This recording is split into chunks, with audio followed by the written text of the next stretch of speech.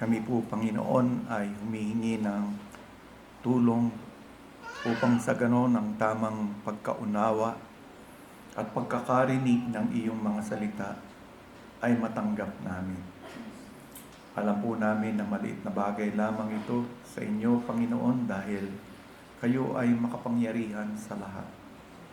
At nawa sa pamamagitan ng kaunawaang ipinagkakaloob mo sa amin, ay higit na lumalim pa ang aming pag-ibig sa iyong anak na si Jesus.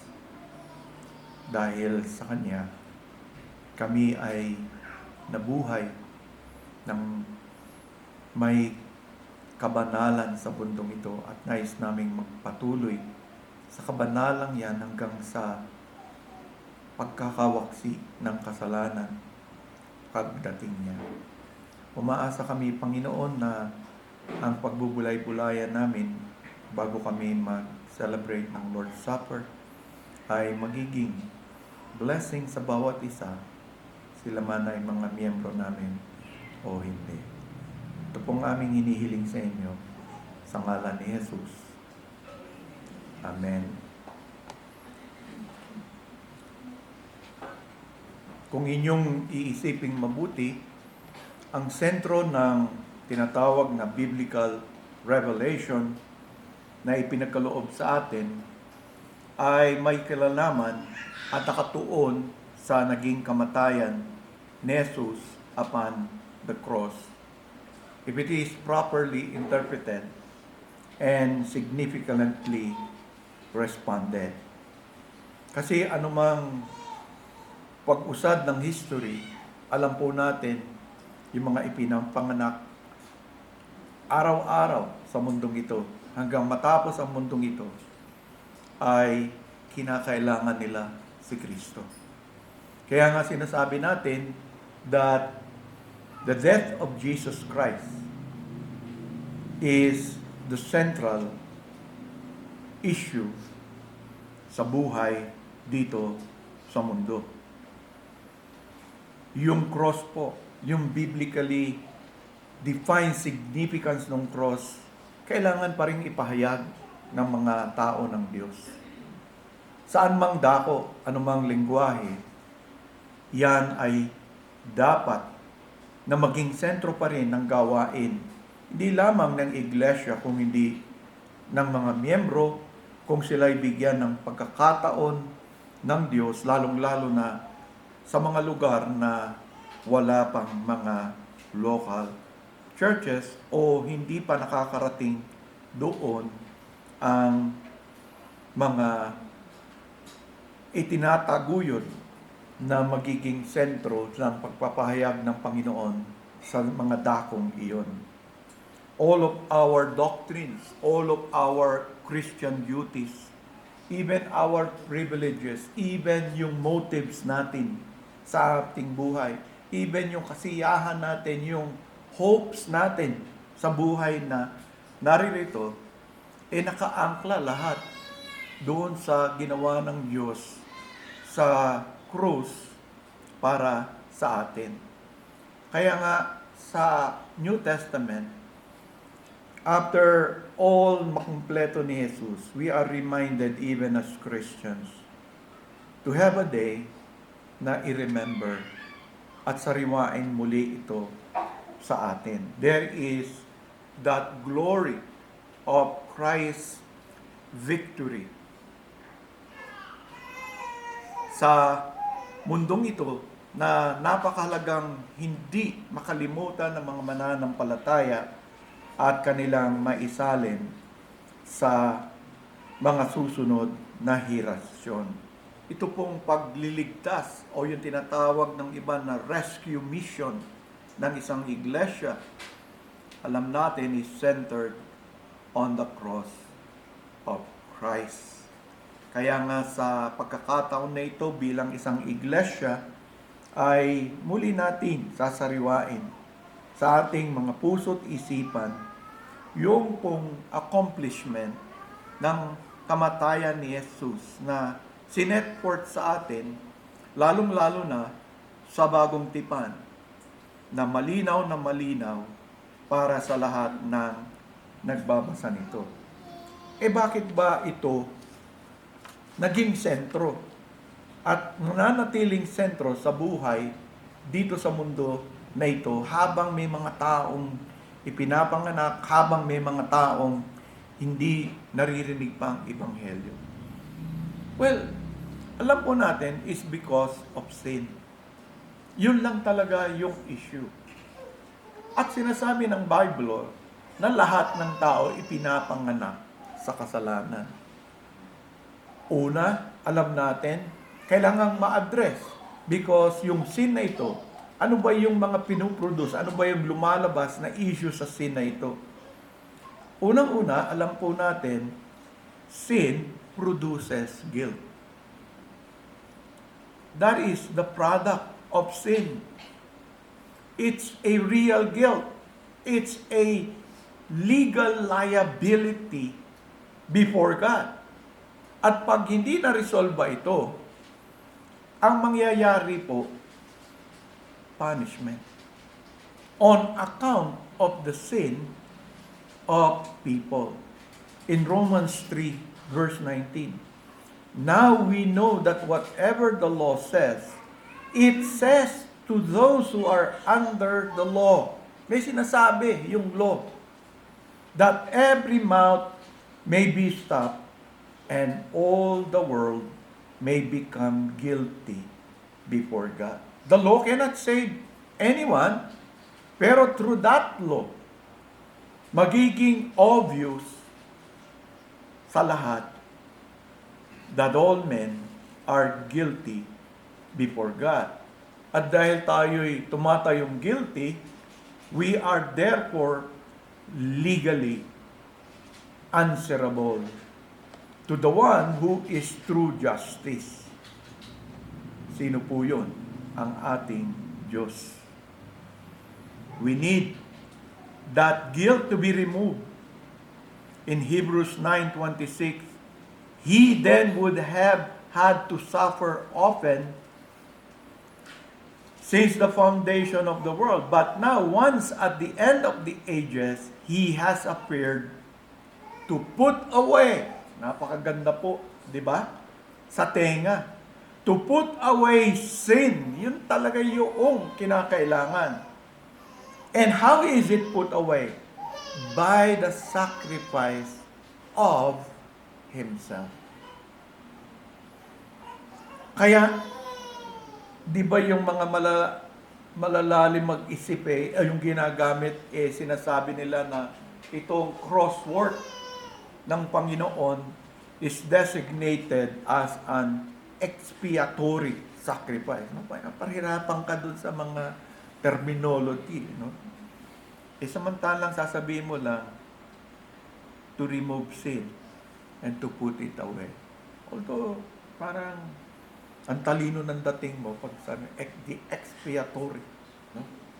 Parang ang talino ko pag ginagamit ko yung salita na yun. But that is what it means. Bakit ba kailangan? Kaya nga, mabuti siyang balita Hindi nga natin mga anuhan, ba't natatakot yung tao? Well, yung katakutan niya, may kinalaman dun sa kasalanan niya.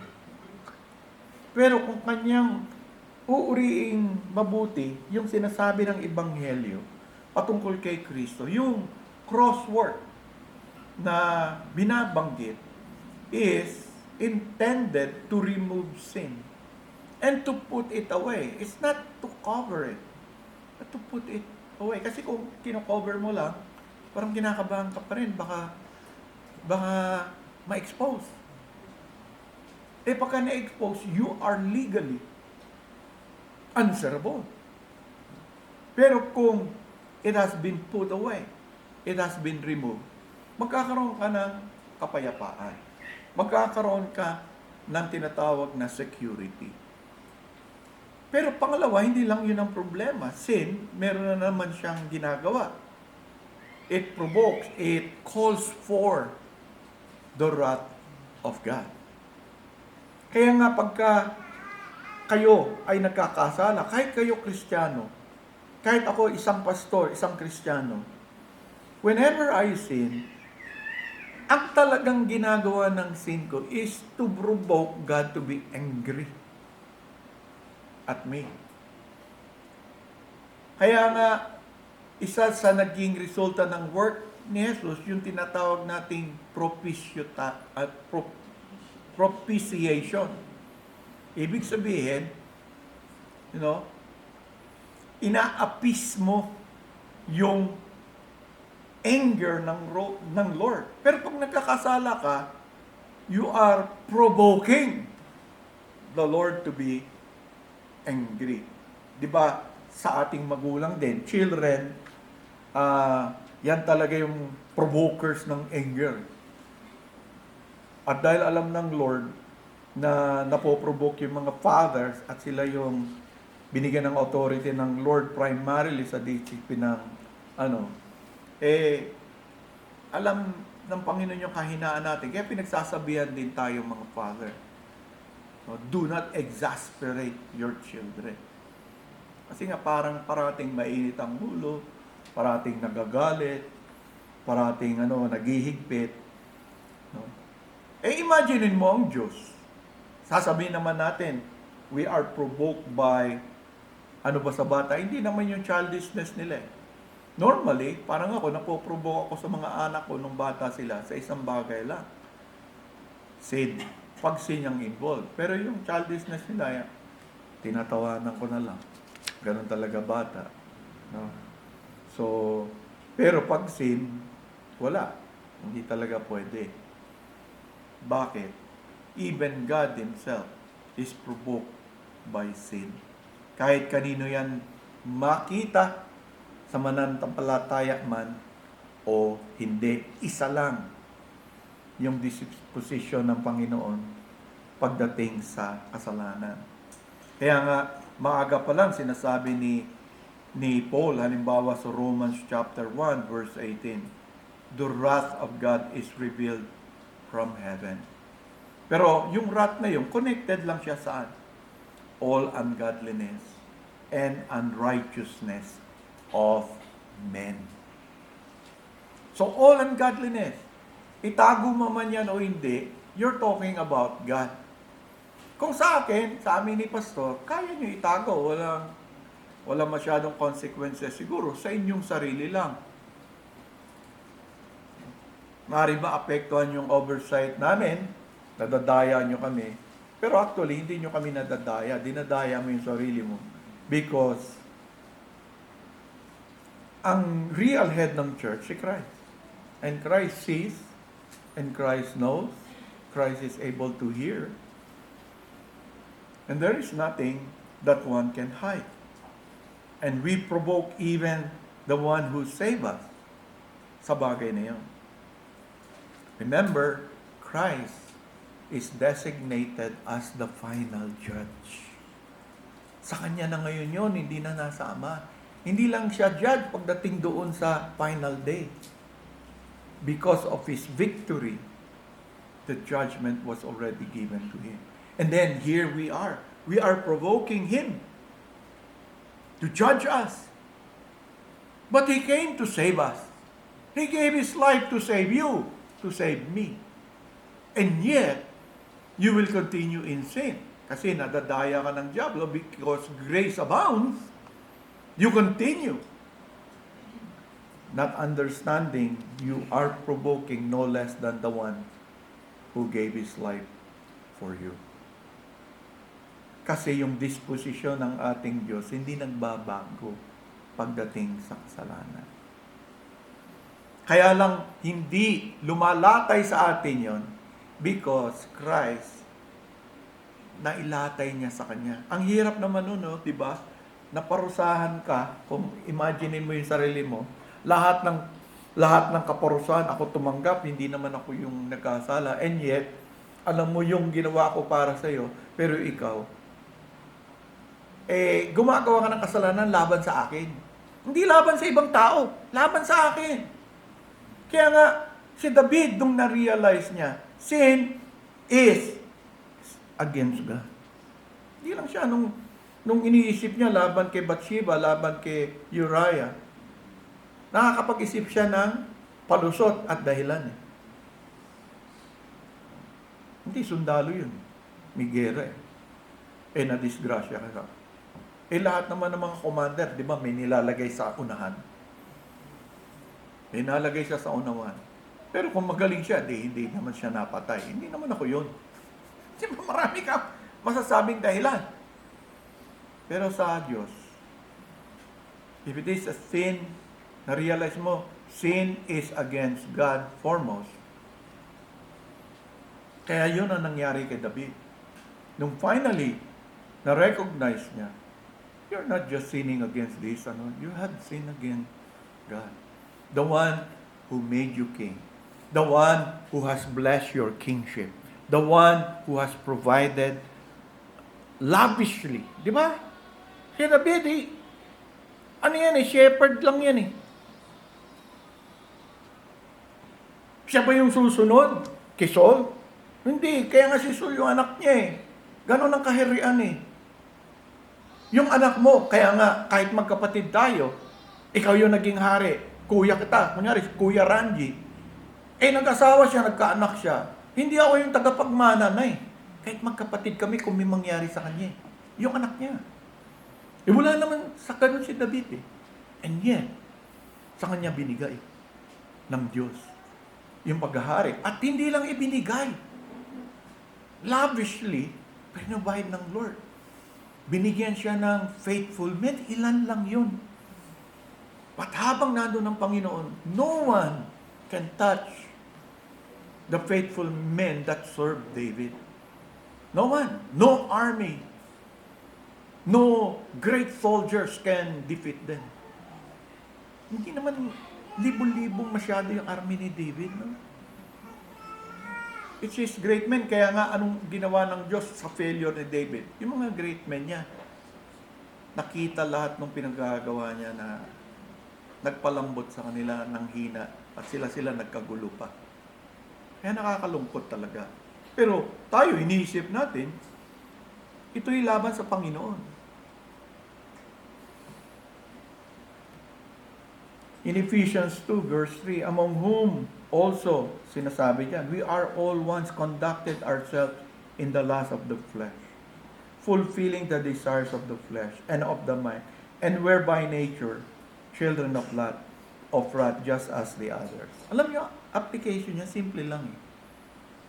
Di ba sabi diyan, among whom also we all once conducted ourselves. Dati ganun ako. Ngayon hindi na. Kaya mong sabihin yun? Dati ganun ako. Ito yung pinaggagawa ko, ito yung interest ko noon. Hindi ako Kristiyano. Pero ngayong Kristiyano na ako, hindi na ganun yung andak ng life ko.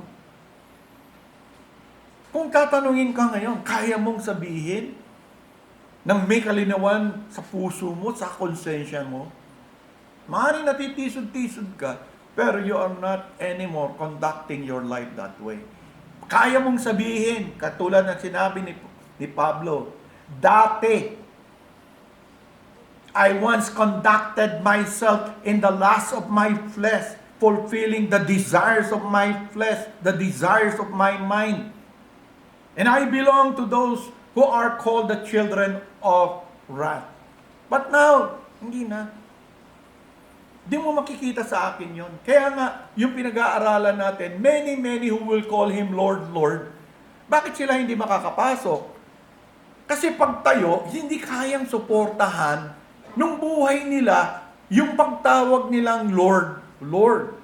Tayo tatayo rin sa harapan ng Diyos, sasabihin natin sa Kanya, I am also one of those who call Jesus Lord, Lord. Pero pag tinignan ni Jesus yung buhay mo, kayang niyang suportahan. Bakit? Kasi si Jesus din ang nagbago sa atin eh. Si Jesus din ang kumilos at binigay yung kanyang buhay para maging iba na tayo. Kaya nga nasasabi rito, among whom we also conducted ourselves in that. But I'm no longer conducting myself in the lust of my flesh. Kung pumapasok dyan sa isipan ko itong lust na ito, nilalabanan ko. Pero yung mga haharap na tumatawag ng Lord, Lord sa Kanya, i-reveal ng Lord yung works nila. I-reveal ng Lord kung ano yung pinaggagawa nila. At doon may expose fully, mismo sa harapan nila, hindi kayang suportahan na tinawag mo si Jesus na Lord, Lord. Kaya sasabihin ni Jesus sa kanila, I never knew you. Because kung meron tayong pagkakakilala na ganon, you can join Ephesians 2:3. Yes. Yes. I was like that. Yes, I conducted myself. Kung ano yung maiisip ko, kung anong emotions, kung anong last ang sige lang. Pero niligtas na ako ng Panginoon dyan.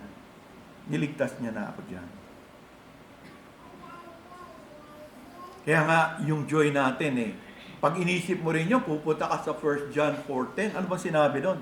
In this is love, not that we love God. Did any one of us?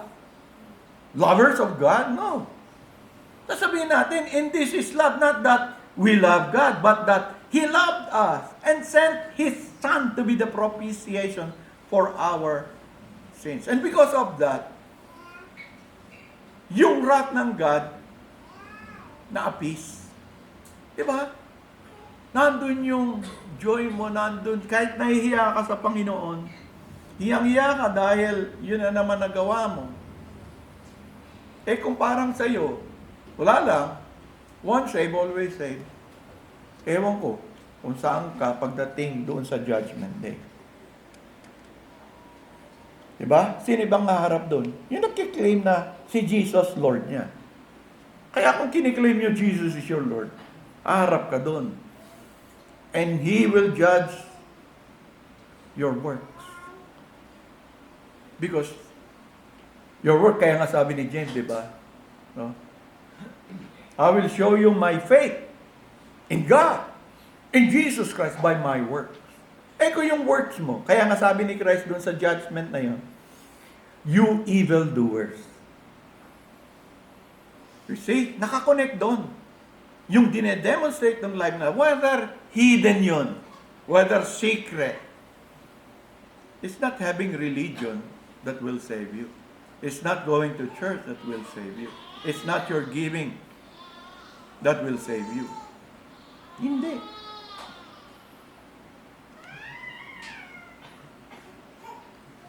Kaya nag-iingat tayo because sin. Kaya nga yung Kristiyano, mahal mo yung Diyos, you do not provoke.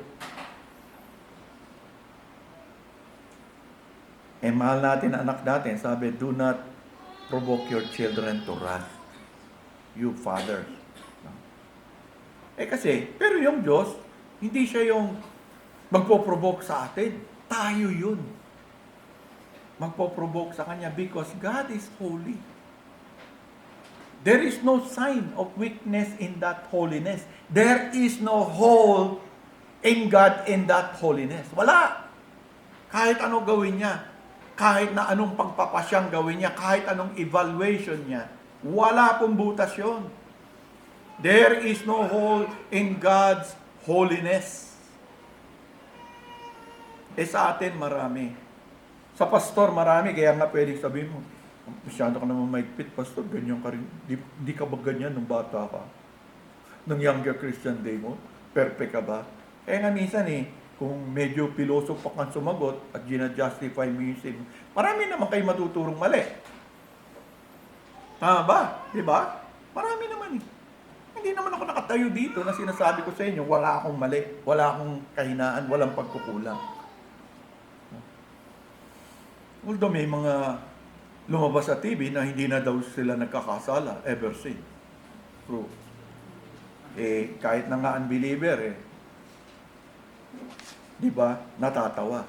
Kasi alam niya, kahit wala siyang alam masyado theologically, imposible yun. And thirdly, sin will always create alienation with God. And Christian experience that. Alam niyo, pag may kasalanan kayo, madali bang manalangin? Panayo kayo. Madali bang ipanalangin yung iba? Hindi. Gagawin mo lang yan kung mapapahiya ka publicly. Yan, bigla kang tinawag ni Pastor Joey. Brad, paki-praise nga. Ikaw nga mag-lead ng praise sa Diyos. Di ba? Nahiya ka. Eh kung talagang nagsisisi ka, Pastor, wag muna ako. No? Nakabaon ako sa putik eh. Hindi ko kaya. Pero lahat tayo, hindi. Kasi nakabaon ka pa, tiyak magsisinungaling ka, magpe-pretend ka, at maglilid ka ng prayer. Kasi nga, baon ka eh. Pero kung nakaahon ka na, diba? Is yung kalooban mo. Pero kung hindi, why? Because sin automatically bring about alienation with God. Kaya nga there is a so-called work of reconciliation. If there is a work of justification, if there is a work of propitiation, there is a work that is called reconciliation. In Romans 5:10, for if when we were enemies, we were reconciled to God. Diba? Enemies, hindi sila close. Alienated sila, enemies eh. Kaya sinabi niya, when we were enemies, we were what? Reconciled to God. Through what? Through the death. See? Yung cross issue na naman. Through the death of His Son. Much more, having been reconciled, we shall be saved by His life. Yun ang magliligtas sa atin. Iyon po. Kaya nga, nagkakaroon tayo, nagpapasalamat tayo. Eh si David nga, dahil medyo matagal yung kanyang backsliding, di ba? Hinihiling niya yung restore unto me the joy of my salvation. What is the joy of your salvation? Ako, ang joy ng salvation ko is to know and to be assured that the presence of God is with me in a very, very close manner. Yun lang naman ang joy mo eh. Kaya nga pag pinapakinggan niyo si Piper, mga nakakapag-quote-quote siya. Pero lahat nakakabit sa Diyos, di ba? In a sense, totoo yun. Ang joy talaga ng salvation natin is to know of His presence. Kasi pagka hindi, lahat yan hypocritical. Yung pag-pray mo, hypocritical. Pagbabasa mo ng Bible, diba? Pwede mo kasi i-ignore pa rin yung conscience mo, gagawin mo, para hindi masyado mabigat. Meron kang dapat i-confess na sin, ayaw mo, dahil kailangan i-deal mo. Yung iba po, hindi sila makalapit sa Diyos kasi ayaw bitawan yung practice ng sin. Ayaw bitawan yung compromise. Eh para hindi siya nababagabag, nagbabasa siya ng Bible. Magsisimba siya ng magsisimba. Hanggang sa kala niya, okay na yon. Okay na yon. No? Yon. Nadadaya. Hindi po. Your sin has created real alienation. Hindi po imagine alienation yon. Real po yun. Kaya nga lumalamig ka. Malamig ang puso mo sa Diyos. Pero sa mga gawain sa Diyos, pwedeng manatili. Kasi nga, yung iba, pinangko-cover nila ng sin nila yun. Yun ang pantakip nila. Kasi na-expose yung sin mo, parati mo naalala, kino-cover mo. Babasa naman ako ng Bible everyday. Malaki naman yung giving ko sa church. No? So, ang dami mong mabuting ginagawa. Isa lang yung sin mo. Maliit lang yan. Maliit lang. Maliit na compromise lang yan. Nakalimutan mo, the greatest deceiver of all is Satan. I-deceive ka lang naman niya. Di po ba? Kaya nga pag bumibitaw ka rin sa word ng God, madi-deceive ka. Kaya nga ngayon ano sinasabi sa tunay na pagsamba? As long as you are sincere and what you are doing before God, God is pleased. Oh. Ang dami naniniwala dyan eh. Maraming kokontra sa iyo. So sabihin mo, kailangan may truth. Sasabihin nila, may truth ka nga, hindi ka naman sincere. Paglalabanin ngayon yun.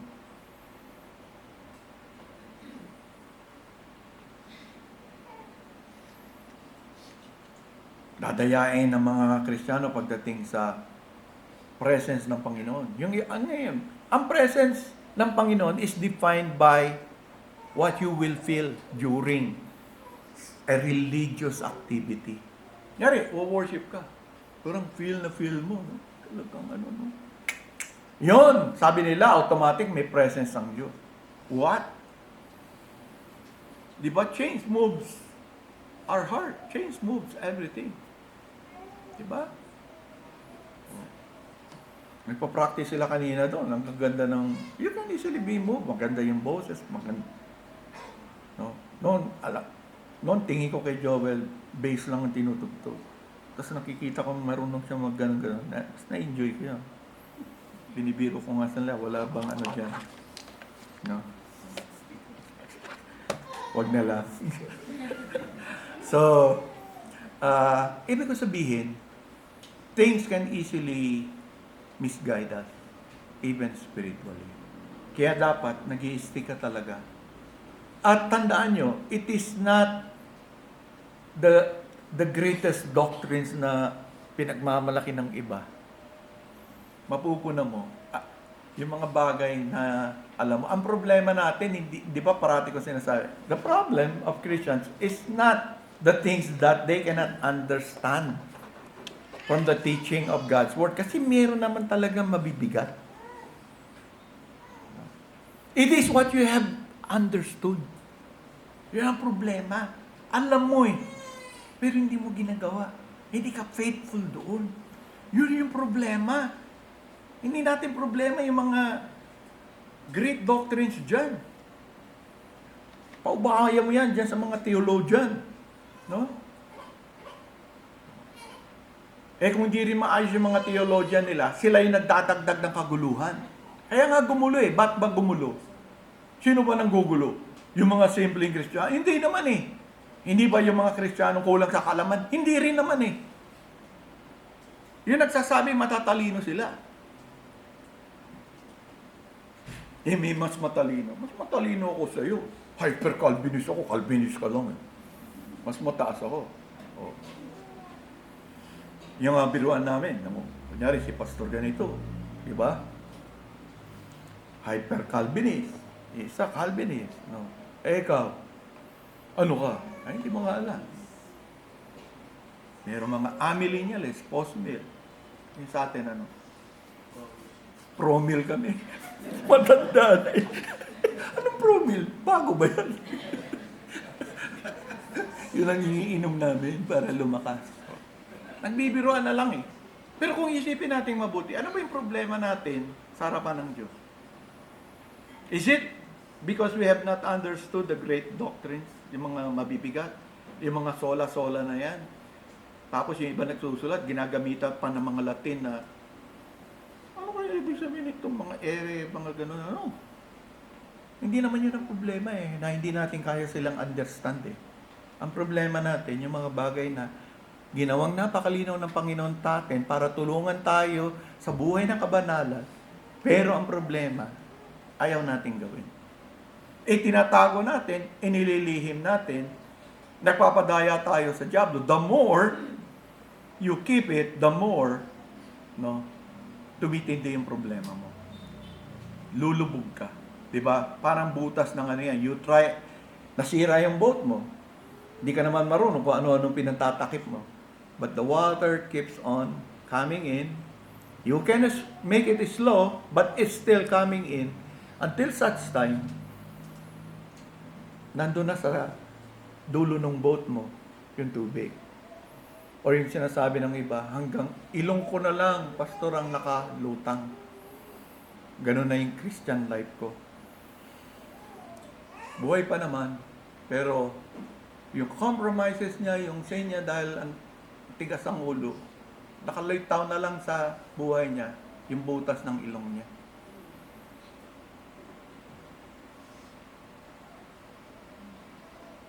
Ganon si Lot pag binasa nyo. Diba si Lot?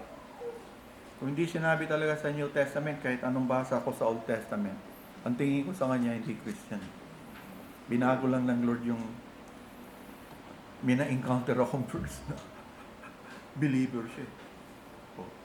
Si Samson ba, believer? Diba? Kung hindi nyo na-encounter yung sinasabi sa New Testament, isipin nyo, namatay yun na hindi. Kaya nga bisa magugulat ka. Kasi ganun nga kabuti ang Diyos sa buhay natin. Pero wag nating hayaan. And then, yung pinakamatindi po, pagdating sa practice, tandaan nyo mga kapatid, sin causes us to be in bondage. Magiging in bondage ka. Pag hindi mo in-stop yan, pag hindi mo isinuko at tinawag si Jesus na ayusin yan, you will be in bondage. Diba, pinag-uusapan nga doon sa camp, yung, halimbawa, yung pornography, diba? Magiging in bondage ka dyan eh. O, yung wasting time. Hindi mo naisip wasting time, iniisip mo lang entertainment. O, ako nga, minsan naisip ko, maganda, nandun yung Bible mo, nandun yung mga commentary mo, pero tempted ka pa rin tumingin sa Facebook. Once na binuksan mo talaga yung Facebook, napapahaba. Hindi, sisilipin ko lang. Biglang may Kristiyanong nag-post na kung ano-ano pinopost, makukuha yung attention mo. Grabe naman siya nasabi nito, no? Ang dami mo ng ubos na yung time mo, kakaisip. Tapos maya-maya, nagagalit ka na rin. Nagiging self-righteous ka na rin. Oh, di ba? Ba't ba ako nakapunta dito? No? Bakit pa yung timing ng Facebook ganyan? O kaya talagang seryoso ka, biglang bug. Ay, tanghali na pala. Kinakatok na ako ng asawa ko dahil kakain na. Pero ang tingin lang natin, nakasaya tayo ng oras. Hindi. Maaaring nakasaya yung oras mo, pero ang isipin nyo, are you returning back to bondage? Diba? Sin causes us to be in bondage.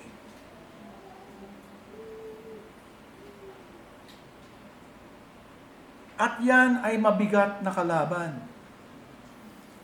Tandaan niyo yung sinabi ni Christ sa John 8:34, most assuredly. Ang tindi na statement yan. Most assuredly. I say to you, whoever commits sin is a slave of sin. Why is Christ saying that? Because sin causes anyone to be in bondage. Matatali na doon. Subukan mo magsinungaling. Paninindigan mo yan. Lalo na yung pagsisinungaling mo, kwento. Di mo na mababago yan. O, di, pag naangkot na, sabi mo nun, alam mo nang, kinonfess mo na nga, hindi totoo yun. Hindi, nambobola lang ako nun. Parang mahirap sabihin, Pasensya ka na. Kinonfess ko na sa Panginoon ko yan. No? So, anong kinonfess mo? So, napakalaga. Because you will be in bondage. Do you not know, sabi ni Pablo sa Romans 6, that to whom you present yourself slaves to obey, you are the ones slave whom you obey. Whether of sin leading to death or of obedience leading to unrighteousness. But God be thanked that though you were slaves of sin, yet you obeyed from the heart that form of the doctrine to which you were delivered. Pero lahat ng deliverance na ito, makukuha mo lang kay Christ. Hindi yan sa pangako, hindi yan sa resolution. Kailangan talaga lumapit ka kay Christ. Because, yun nga yung sinasabi, Jesus Christ came in order to save us from sin. Kaya nga pag sin, negative lahat ang sinasabi. Sin also causes us to be under the control. You are placing yourself under the control of the prince of the power of the air. You are voluntarily placing yourself there. Tingnan, balikan natin yung Ephesians 2. And you he made alive, who were dead in trespasses and sins, in which you once walked. Ito na naman yung once walked. Dati ganito ka. according to the course of this world, according to the prince of the power of the air, the spirit who now works in the sons of disobedience. So, kung hindi ka na sons of disobedience Pero, kung nagdi-disobey ka sa salita ng Diyos, you are identifying with them again. You are joining them. And when you begin to join them, what happens? Diba? You are now under the control of the prince of the power of the air. Kaya sabi diyan, according to the prince of the power of the air. Sino yun? Si Satan nga yun. It is voluntary, given. Kaya nga, sa kabuuan, ito yung ginagawa ng sin, ituturo tayo sa isang issue lang. Jesus' death as a sacrifice for sin. Napakalaga nun. At pag inisip mo tayo, igugunitain natin yan. Anong ilalagay natin sa isip, mga kapatid? May 4 na napakahalaga na dapat nasa puso't isipan natin yan. 4 na pananalita lang: imputation, punishment, forgiveness, propitiation. 4 na napakahalaga. When you think about the death of Jesus Christ as a sacrifice for sin, imputation yung una mong pag-isipan. Diba? Kaya nga, may animal silang isa-sacrifice, diba? Para sa sin nila. Ano yung ginagawa sa Old Testament? Yung magko-confess nung sin niya, mag-acknowledge before God, lalagay niya yung kamay niya doon sa animal. To express na yung kasalanan ko, papunta doon sa animal. Kaya may gagawin sila sa animal after that ceremony. Babasahin nyo lang. So in the same way, when we, by faith, place our hands upon Christ, lay hold of Him, yung tinatawag, what happens? Your sin are imputed to Christ.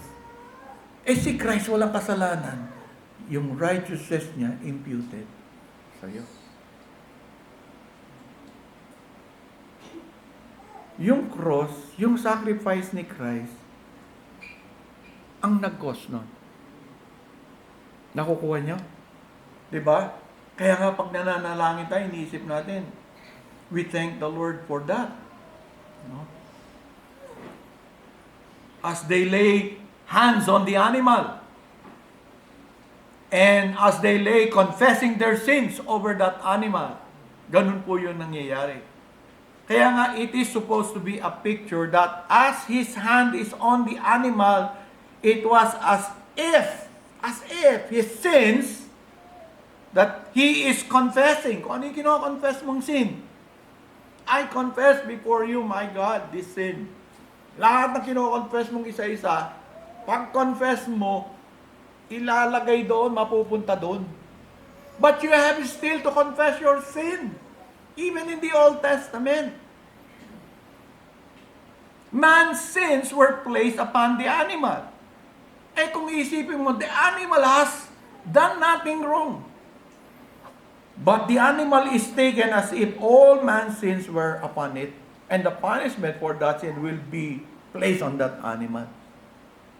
Wala namang kinalaman yung animal sa sin, but that is to be a picture. But in Jesus Christ, sabi ni Robert Fisher, nothing is symbolic. Kasi sabi niya doon sa Old Testament, this is symbolic Pag itong Israelite, nilagay niya yung kamay niya. That is symbolic. Pero sabi ni Robert Fisher, remember this, lagay niyo sa ulo niyo, nothing is symbolic in Christ. Kaya namatay talaga siya. At yung kasalanan mo talagang biner niya. on that cross.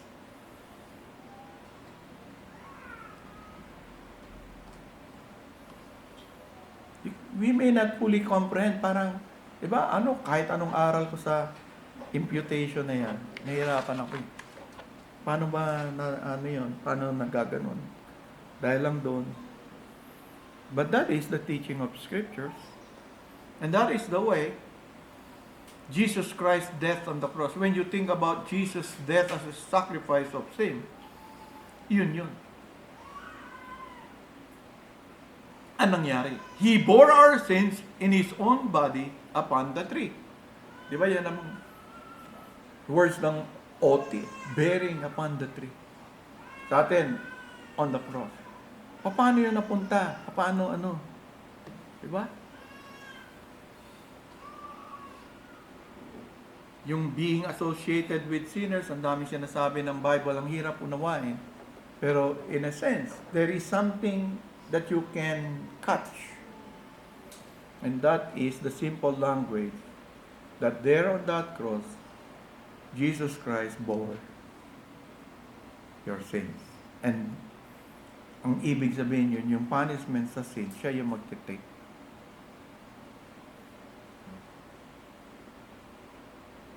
Napakalaga nun, mga kapatid, sa ating buhay. And when you think all the punishment of those sins, hindi sa Kanya. Sa atin yun. All the actual anger and wrath of God upon sin was poured out upon the Lord Jesus Christ. That's why ako ang paniwala ko kaya nag-struggle ang Panginoong Jesus dun sa garden.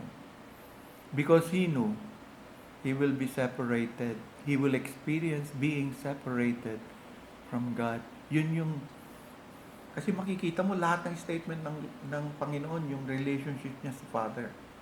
Kaya nga, why have you forsaken me? First time sa kanyang buhay, naranasan niya what it is to be alienated from the Holy God. Because there on that cross, He bore the sins, and sins alienates someone. And then, in that alienation, lahat ng sinabi ko sa inyo, the anger of God now is upon Him. The wrath of God is upon Him. Punishment is that thing you must remember. The death of Jesus Christ is a punishment. Not because He has sinned, because He has taken my sins and your sins. And sin need to be punished by God. And so, the sacrifice of Jesus on that cross meant, isipin nyo, He was punished because of your sin. Kaya nga sabi ni Pablo, how can you continue in sin? Kung naintindihan mo itong mga bagay na ito, hindi mo yan gagawin . Because our sins are really upon Him. He was really punished by God. All the actual anger and wrath of God was poured upon Him. He did not die from physical wounds. He died from the crush of the wrath of God upon His soul. Diba, basahin mo lang. Kala ng iba napatay. No. What killed Jesus is not the wounds, is not being hung on that cross. It's the wrath of God.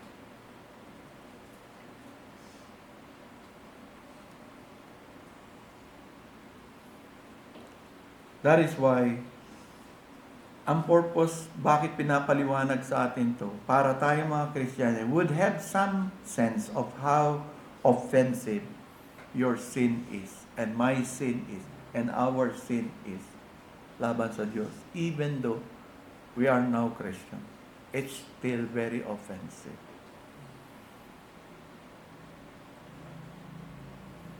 Huwag mong isipin abstractly yung sin mo.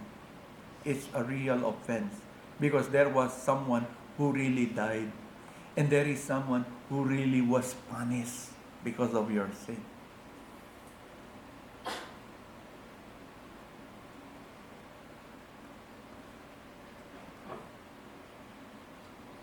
Kaya nga, kailangan maunawaan natin ang mga bagay na yan. Yung ibang gumugulo sa iba, yung mga sinasabing passive obedience ni Christ. Para bang yung mga teachings ng iba, madaling i-imbibe ng iba. But everything that happened to Christ is real. Hindi biktima si Kristo doon sa cross. Hindi po. Pag binasa mo ang Bible, the Bible set forth Jesus' death as a positive, self-conscious act of determination. Kasi may theological term po that is often misunderstood by some pastors. Yun po yung passive obedience.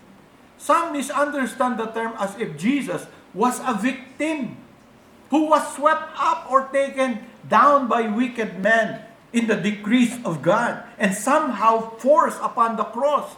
And He let it happen. Yun parang passive obedience. Jesus let these things happen to Him, allowing those soldiers, allowing those mockers to do this to Him. Parang passive obedience ang paliwanag nila. Kaya sabi nila, His obedience is passive. Anong ibig sabihin nila? Allowing. No. Christ going to the cross is very determinative on His part. He did it consciously. Alam niya what men will do to Him? Nevertheless, He did it. Kaya nga, dapat maingat po kayo sa mga, pag napakinggan niyo yung mga nagpapaliwanag ng active, passive obedience, pakinggan niyo mabuti. Because many have misunderstood this teaching. It is something that He sets Himself to do. There is nothing passive in it. And it is not just that He allowed it to happen. He allowed you and me to do those things to Him. No. Hebrews 10:7, sabi niya, Behold, I have come. In the volume of the book, it is written of me to do your will, O God. And what is the will of God? Yan ang will ng Diyos sa Kanya eh. And there is nothing passive on that. There's never passive obedience.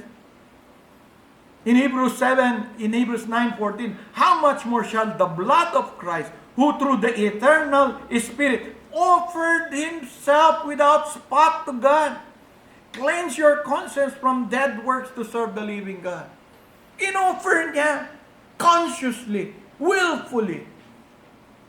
He's never been a victim. It's never the issue allowing sinners to do these things to Him.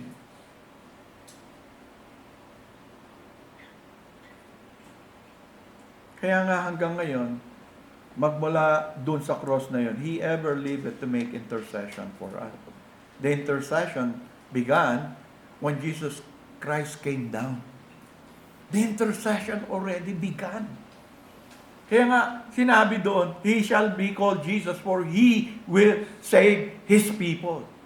Kaya na ituturo natin yung definite atonement because doon pa lang, He was already actively obeying and willfully and consciously and willingly doing it. He's never a victim of events, never a victim of all these things. Kasi minsan ginagamit ng iba, yung time hindi pa dumating. Nung dumating na daw yung time, passive na yung obedience ni Christ. Naalala nyo, it's not yet time, the time has not yet come, but when finally the time has come, parang nagagawa na ng iba yung gusto nilang gawin. So may nagpapaliwanag na that is the possible. No.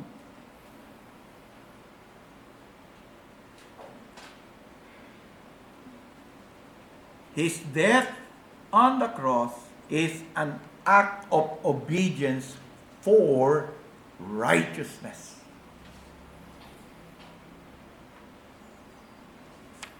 Kaya mahalaga na maunawaan natin yon, mga kapatid. At yan po, yung ating isa-celebrate. Ang ating Panginoon sa kanyang kabutihan, di ba? Itinaguyod niya yung Lord's Supper para i-remind tayo sa ating buhay. Para yung sinasabi ng confession, palakasin, patatagin yung ating pananampalataya. Kasama yan sa pinag-aaralan natin. And when we come to that supper together, saan mo, kasi remember, saan mo ipofocus yung mind mo? Ano yung gusto ng Panginoon na i-focus mo? Di ba may symbol tayong ginagamit? The bread and the wine. Kasama yan doon sa institution. Kailangan naintindihan mo yung biblical explanation ng symbol. As you think of the body na sinasabing broken, yan ang common, di ba? The body was broken, the blood was shed, and they were the body and the blood as a sacrifice. That's the symbol na parati mong dapat matandaan. Ano tayo? Isipin natin, gusto ng ating Panginoon when we come together to think about the imputation of our sins upon Christ. Kasi nga nire-remember natin death as a sacrifice. For your sin, for my sin, for our sin. Do this in remembrance of me. And so when you partake of that element, anong iisipin mo? Ano yung ipagmamapuri mo sa Diyos? Yung imputation of our sins upon Christ. Dapat hindi ako pwede nito Pero pwede ako nito because my sins were imputed to Christ in that cross. Yung death na sineselebrate natin. Yung death na nagpapasalamat tayo. Kaya nga, it's very comforting para sa atin ngayon because our sins have been laid upon Christ. Pero hindi lang yun, dapat isipin mo, yung kamatayan, punishment po yun The wages of sin is death. And Christ died. Why did Christ die? As a punishment. But that punishment should be yours. Should be mine. Kaya nga, dapat nating i-remember yun. We are the one guilty. We are the one supposed to be punished. And we come remembering that because of Christ, the punishment was upon Him. We thank Him na He was willing to take all the punishment that belonged to us. Tayo yung guilty, hindi naman siya. And because of that, the Father was appeased. Bakit hindi nagagalit ang Diyos sa iyo at sa akin? Because what Jesus Christ did on the cross completely appeased the anger and the wrath of God.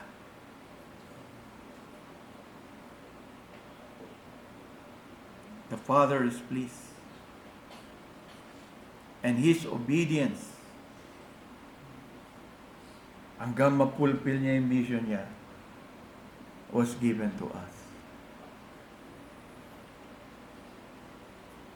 Kaya nga kahit na unpleasing tayo, di ba, minsan naririnig ko sa parents, though we do not deserve. That is true. But because of Him, God accepted us. And may this truth be always there. Dapat hindi ito mawala sa remembrance natin. Ano ba yung dapat mong i-remember? Sa death ni Christ, yan ang dapat ma-remember. yung imputation. Napakalaga nun. Kasi kung hindi pa rin tayo qualified. Ano yung righteousness na iaharap mo sa isang banal na Diyos?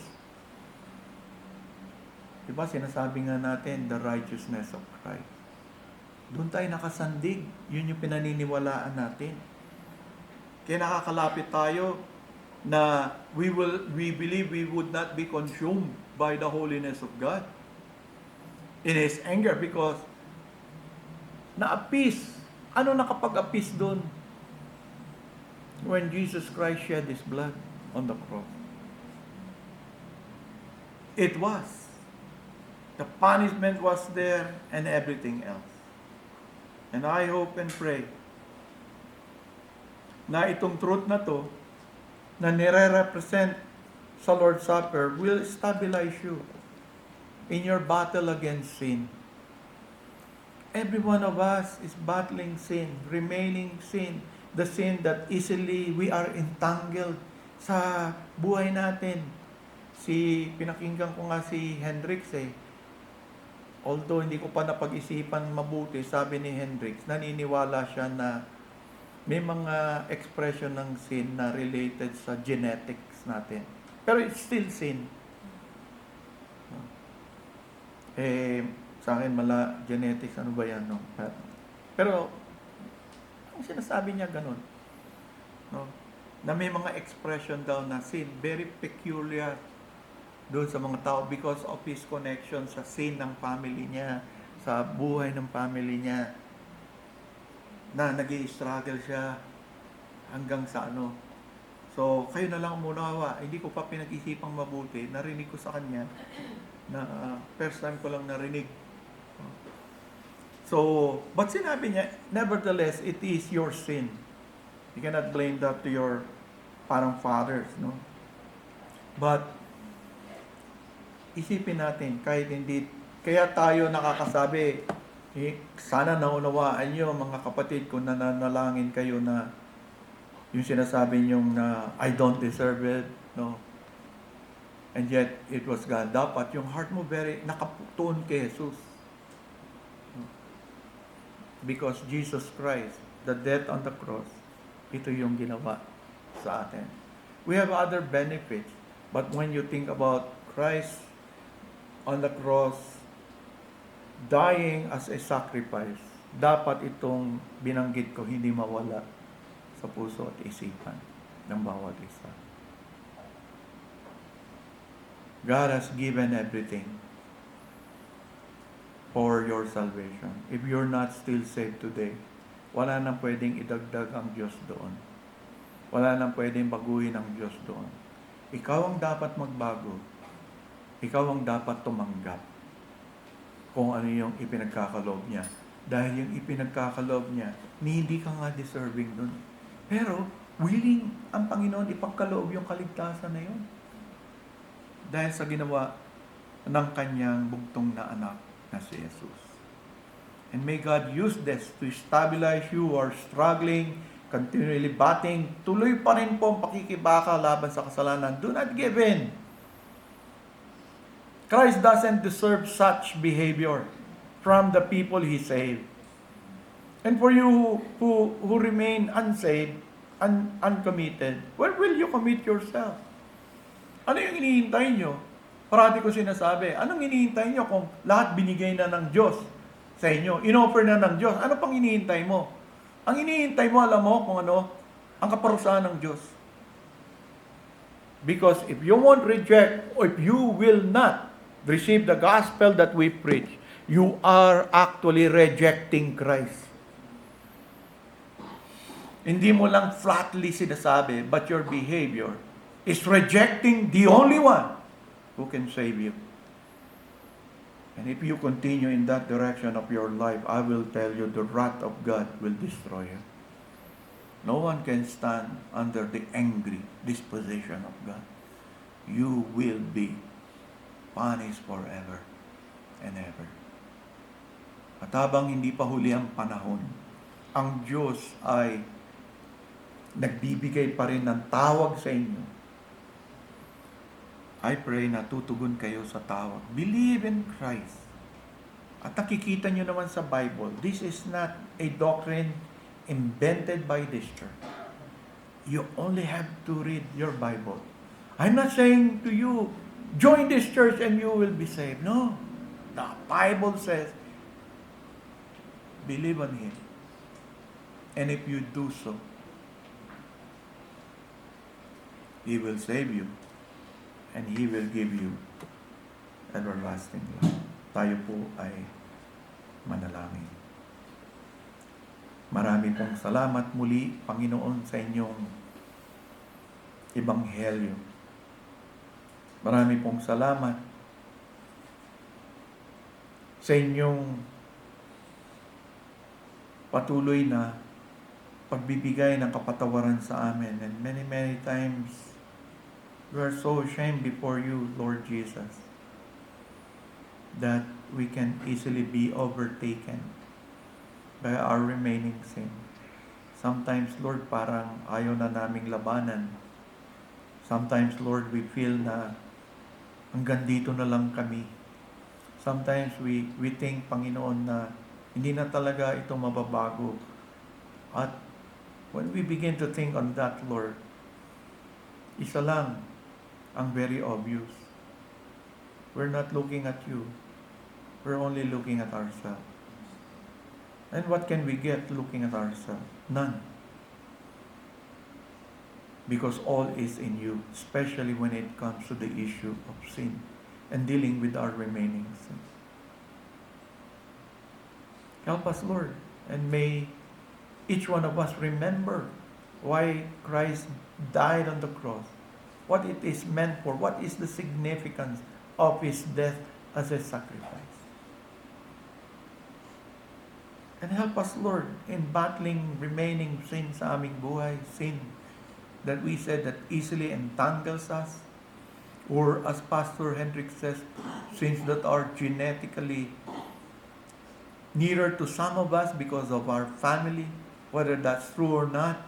Yet, whatever sin, when sin visits us, wherever it came from, we know, Lord, it came from your enemy. And our only hope is in you.